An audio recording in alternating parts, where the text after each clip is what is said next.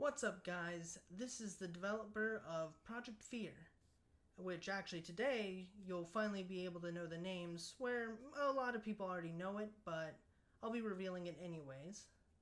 To start, I do want to explain how these trailers are going to work each week. Every Thursday at noon, you guys will be getting a premiere on YouTube. These premieres you can watch live with everybody else, or you can watch after the fact.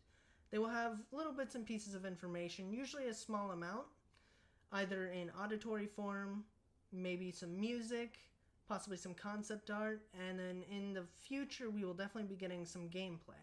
Right now the gameplay isn't anywhere near being able to show off, but I definitely have some concept art in the next few episodes. I definitely have some music, and I definitely have some kind of imagery to show you guys. As for today, this episode's just gonna delve into the introduction to Project Fear. What it is, what kind of genre of game, basically what to expect as kind of a base. Now, I'll be honest with you guys and tell you, in the beginning, I actually expected to do these kind of directs, whatever I end up calling them, in a more official, kind of like Nintendo Direct-y kind of way. But honestly, I felt that kind of just defeated the whole, it's a community-run game. I want to be able to talk to you guys, and that's why I'm announcing that this is definitely a community-led game. You guys will have the ability to put your own input into the game and ideas based on what you guys see in the footage or whatever you see in these kind of episodes. I will not only be holding polls, which actually there's one up on the Discord right now if you guys go and look. I will also be taking your guys' input, and that's going to be a very big part of this game, this project as a whole. And the greatest place to get your ideas into the game and to put your word into it is definitely going to be the Discord that is in the description. That is going to be your go-to place for announcements, discussions. Heck, you don't even have to talk about the game. There are channels dedicated to just gamers who are also interested in the game that can just talk about whatever they want. But enough of that information. Time to get down to what you guys came here for. What is Project Fear? The bulk of Project Fear takes place in a city known as Paradise. Paradise is just basically known as the best city in the entire world. A lot of people praise it for being incredible. It's got beautiful sights, beautiful places to visit. It's just altogether one of the best places to be.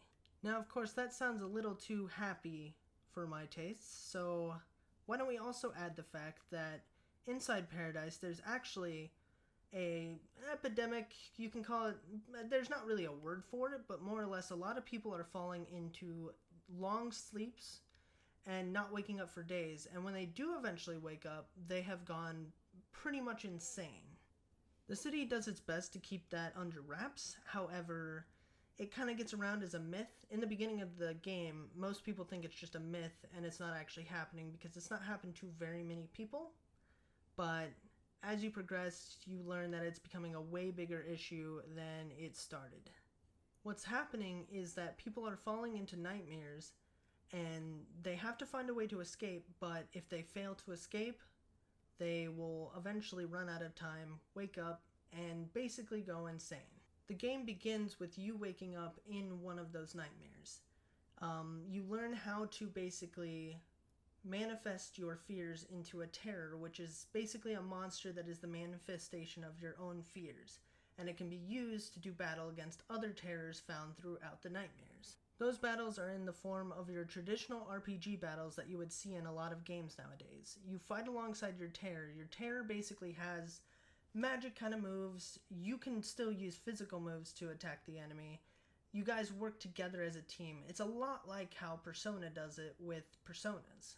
The next big part of Nightmares is figuring out how to escape. Now, puzzles in Nightmares are a lot like the Legend of Zelda series puzzles. You have to figure out basically different kind of ways to maneuver your way around, and actually in some instances there could be multiple different solutions to the problem.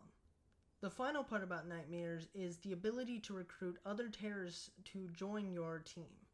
You are able to basically take on another terror and have it fight by your side. There will be well over 100 terrors by the release of the game, so go ahead and try and collect them all. Kinda similar to how the Pokemon series works. So now we get to the point where I reveal the names of the games. And yes, I did just say games. They will actually be two, Nightmara Past and Nightmara Future.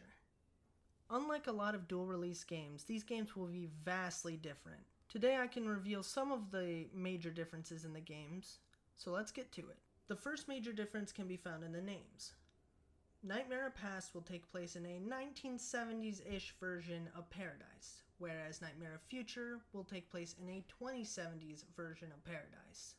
Another major difference is the cast and story will be vastly different. However, the main premise of going into nightmares and helping people escape will remain the same.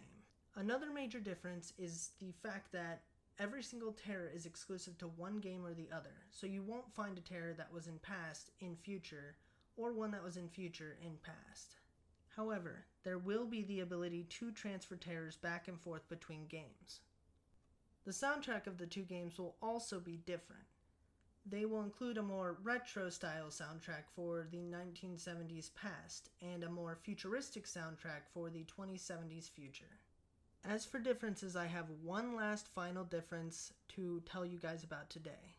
Let me start with Future first. Future will be targeting a Nintendo Switch release.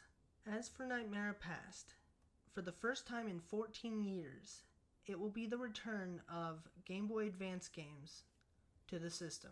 That's right, Nightmara Past will be releasing on the Nintendo Game Boy Advance, cartridge and all.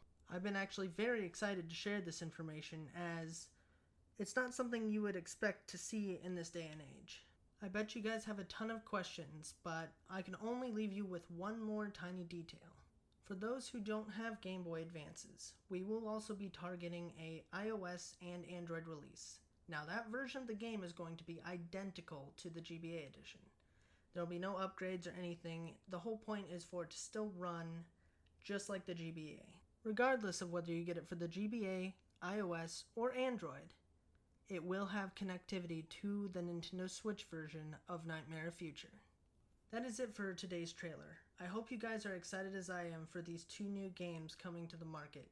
I will tell you, they are not even pretty much in alpha phase at this moment, because I wanted to make sure people knew about the game, so that way I could get ideas flowing, I could get input. This game is going to be community driven, like I said in the beginning. I want to make sure that it becomes a game that the community wants. So that is why I say again, definitely join the Discord in the link in the description, because that is going to be your best way to get your ideas, your discussions, basically even speculation if you really want to. I have channels for that, into the game. We're actually holding a poll right now. I'm asking if you guys are fans of jump scares or if you're not. As well as soon as this video drops, I'm going to be adding a poll for whether you are going to be getting past, future, or if you're going to be getting both. And also, which ones are you most interested in? Now, the final thing is there's also a Patreon in the description. Instead of pay per month, it is pay per weekly trailer.